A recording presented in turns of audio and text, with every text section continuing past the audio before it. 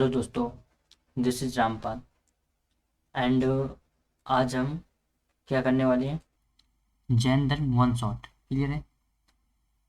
I hope clear हो रहा होगा, आपको दिख रहा होगा नोट्स में क्या करने वाले हैं। जैन धर्म करने वाले हैं और वन शॉट। ये ध्यान देना, एक शॉट के अंदर, इस वीडियो के अंदर पूरी क्लियर जैन धर्म खत्म हो जाएगा। जिस तरह से हमने बौद्ध धर्म को ख़त्म किया था, नहीं देखा है जाके देख लें क्योंकि प्री बहुत क्लोज है। तो आई होप कि बहुत बेनिफिशियल वीडियो है ये। और आपके एग्जाम पॉइंट ऑफ व्यू से अभी जो प्री का काउंट डाउन स्टार्ट हो चुका है, आप देख रहे होंगे ना, ये मंथ खत्म होने वाला है और काउंट डाउन आ चुका है। तो टेंशन नहीं लेना है, जो आपके सिलेबस में वही सब आने वाला है। बस ये ध्यान देना, जो सिलेबस है उससे बाहर नहीं जाएगा। मैं क्लियर कर देता हूँ इस बात को कि जो सिलेबस है उससे बाहर नहीं जाने वाला।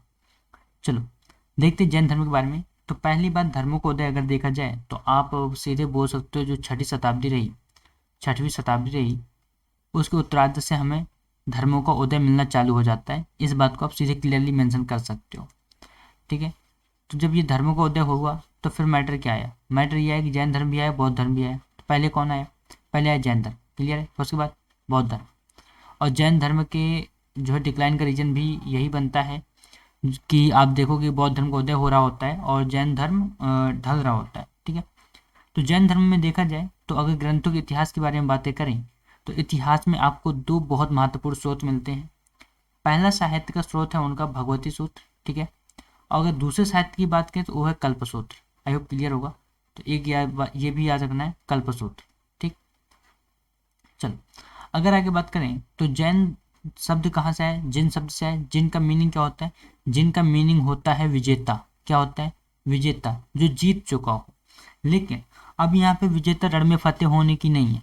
ये कौन से विजेता है? ये वो विजेता है जिन्होंने मन, तन और काया की शक्ति से क्या कर लिया है, उनसे औचित्य को अलग कर लिया है। यानी कि इस दुनियादारी से क्या हो गए, दूर हो चुके हैं, ठीक है। तो उन चीज़ों को विजेता के लिए यहाँ पे जिनका यूज हुआ है। रण फतेह की बातें मत करना, ठीक है। चलो अगर महावीर के पहले जैन धर्म को देखा जाए तो महावीर पहले पहले संस्थापक रहे, वास्तविक संस्थापक माने जाते हैं, ठीक। तो वास्तविक संस्थापक पूछता है तो महावीर रहे।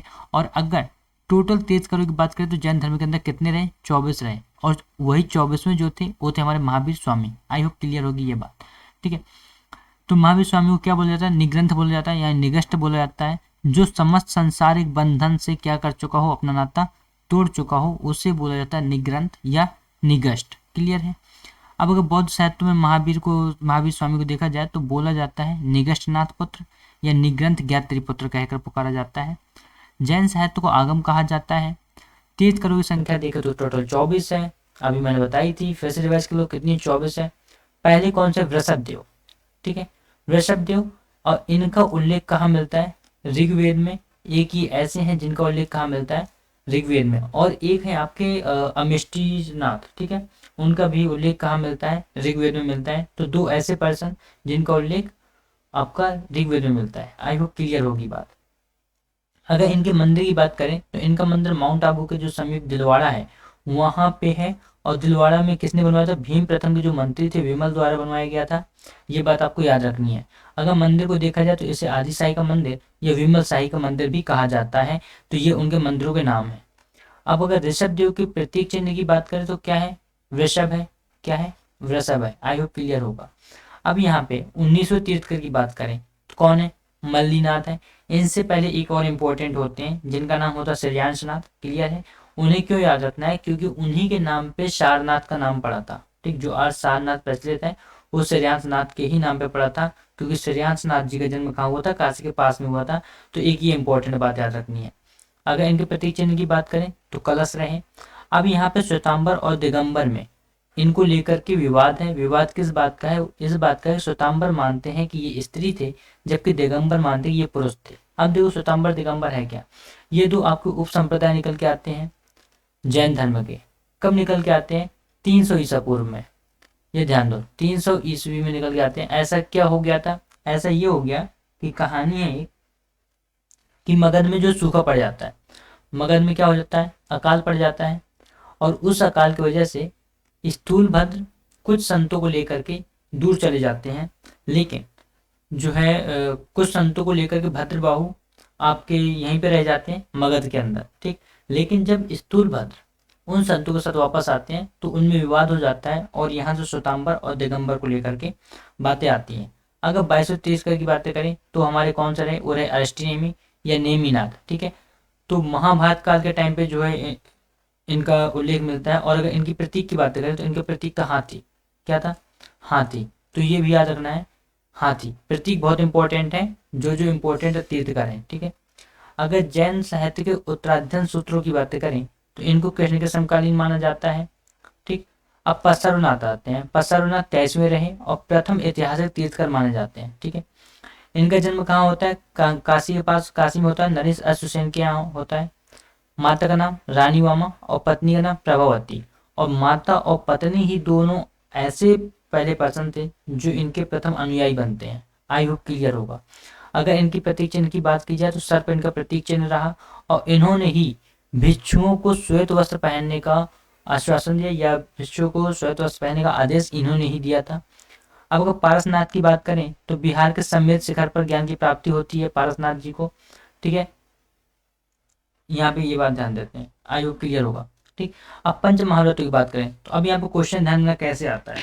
क्वेश्चन ये आता है कि जो पंच महाव्रत है क्या वो बौद्ध धर्म में है, जैन धर्म में है? तो आपको क्या बताने हैं कि जैन धर्म में है। कौन कौन से पांचों महाव्रत? पहला है अहिंसा, यानी हिंसा नहीं फैलानी है, लड़ाई झगड़ा नहीं करना है, दूर रहना है, ठीक है, यानी कि बापूजी वाला काम है। दूसरी बात आती है फिर हमेशा ये सत्य, तो इनका कहना है कि सदा सत्य बोलो, झूठ मत बोलो। तीसरी आती है औचौर्य या अस्तेय की बातें।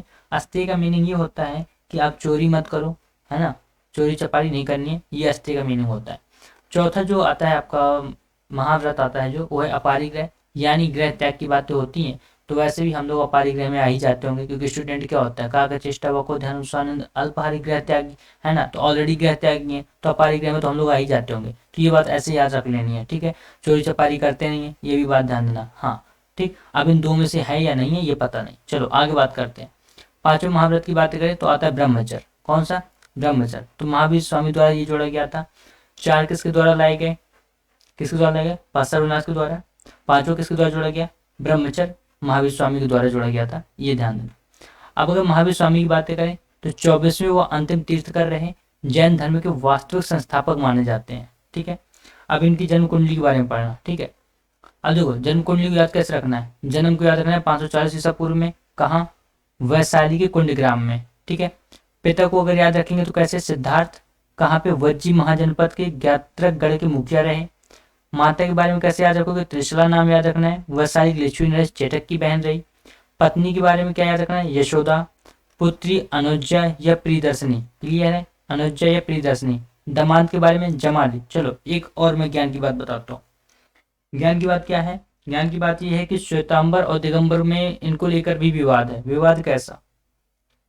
श्वेतांबर को कहना है कि जो है जो महावीर स्वामी है वो विवाहित हैं, ठीक।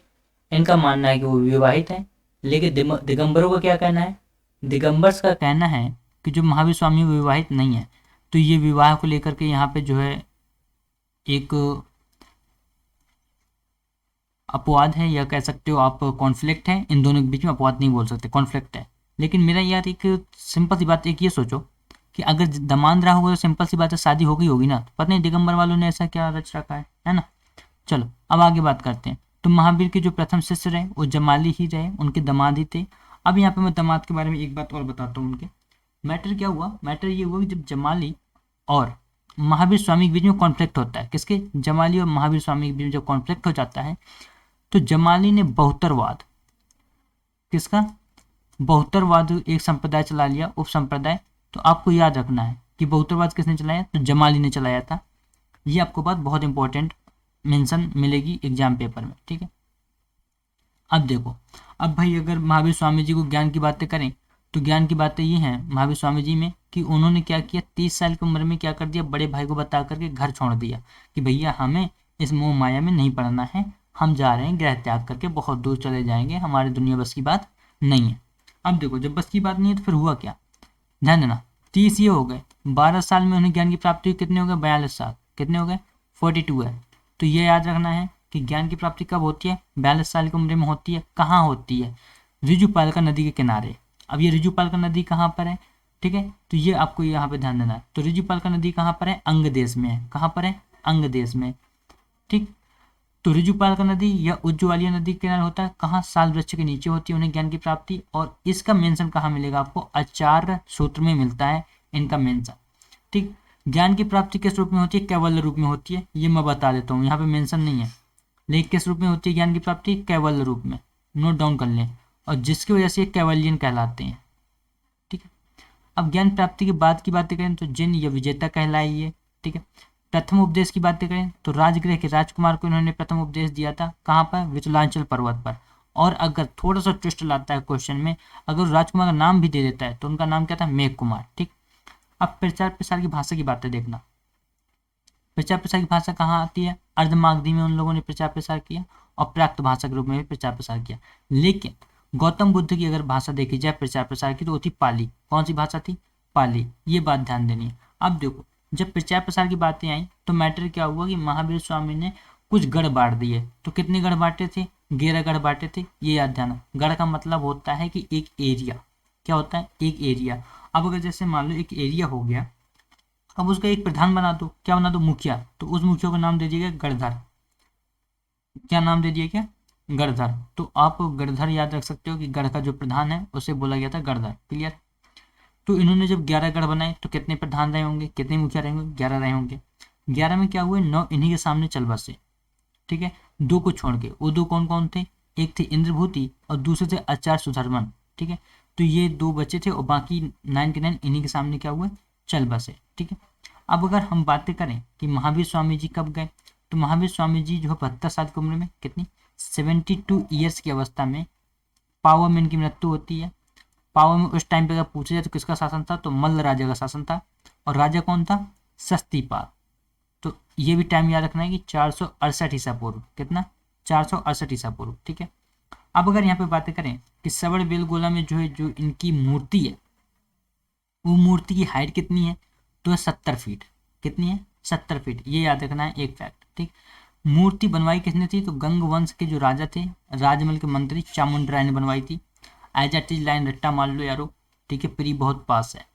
तो इसे किस नाम से जाना जाता है? गुप्तेश्वर की मूर्ति कहा जाता है। क्या कहा जाता है? गुप्तेश्वर की मूर्ति। ठीक है, चल अब अगर हम आगे बातें करें और ज्ञान की बातें क्या हैं, तो और ज्ञान की बातें ये हैं कि जैन संगीतियों के बारे में थोड़ा सा जान लेते हैं। तो जैन संगीतियाँ कितनी हुई हैं? अगर टोटल जैन संगीतियों की बात करें तो हमारी 2 हुई हैं। एक प्रथम जैन संगीति हुई है। प्रथम जैन संगीति कहाँ हुई है? पाटलिपुत्र में, कुसुमपुर में हुई है। कब हुई? 322 ईसा पूर्व में, यानी 322 ईसा पूर्व के आसपास देखना, सॉरी 300 ईसा पूर्व के आसपास। 300 ईसा पूर्व से कहाँ तक देखोगे? 228 ईसा पूर्व तक। ठीक, ये टाइमिंग एकदम एग्जैक्ट है कि इतने आसपास में ही हुई थी। ठीक, अध्यक्ष की अगर बातें करें तो स्थूलभद्र। शासक कौन रहे? चंद्रगुप्त मौर्य। क्लियर है? अब यहाँ से क्या होता है? परिणाम निकलता है श्वेतांबर और दिगंबर। मैंने अभी कहानी में क्या बताया था? 300 ईसा पूर्व बताया था ना, कि 300 ईसा पूर्व के आसपास क्या होता है? कॉन्फ्लिक्ट हो जाता है। ठीक, तो परिणाम क्या निकल के आता है? परिणाम निकल के आता है श्वेतांबर और दिगंबर दो है, जो है 2 आपके कह सकते हो कि उप संप्रदाय निकल के आ जाते हैं। तो ये बातें हैं। उसके बाद अगर द्वितीय की बात करें तो द्वितीय में कौन से हैं? वल्लभी। वल्लभी कहाँ है? अब वल्लभी प्लेस में हुआ। ठीक, आयोजन स्थल कहाँ पर रहा? वल्लभी में। ठीक, अगर आयोजन वर्ष की बात करें तो 512 ईस्वी पूर्व। अगर अध्यक्ष की बात करें तो क्षमा श्रमण, या पूरा नाम याद रख लो, देवार्थिगढ़ क्षमा श्रमण। ठीक है, शासक धनुषेन प्रथम रहा। उसके बाद अगर यहाँ पे बात करें तो परिणाम क्या निकले थे? अनेक उपांग निकले थे। अगर यहाँ से क्वेश्चन उपांगों की संख्या पूछता है कि आपके या जैन धर्म के अंदर कितने उपांग हैं, तो आपको बताना है 12। कितने? 12 याद रखना। अगर अंग भी पूछता है तो भी बताने हैं 12। अंग और उपांग दोनों 12 रहे हैं, ये ध्यान दें। चलो अब अगर श्वेतांबर को देखा जाए तो श्वेतांबर ने किसका नेतृत्व किया? श्वेतांबर का नेतृत्व किया जो है स्थूलभद्र ने।